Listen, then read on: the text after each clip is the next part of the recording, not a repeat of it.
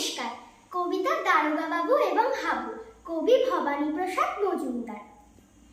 থানায় গিয়ে সেদিন ভোরে বলল কেঁদেই হাবু, নালিশ আমার মন দিয়ে খুব শুনুন বড় বাবু। চারজন ভাই আমরা একটা ঘরেই থাকি, দুঃখে আমি সারাদিন রাত ভগবানকে ডাকি। বড়টা ঘরে 7টা বেড়াল, পোষেন ছোট বড়, মেজদা পোষেন 8টা কুকুর, যতই বারণ করো। সেজদা পাগল, 10টা ছাগল রাখেন ঘরেই বেঁধে।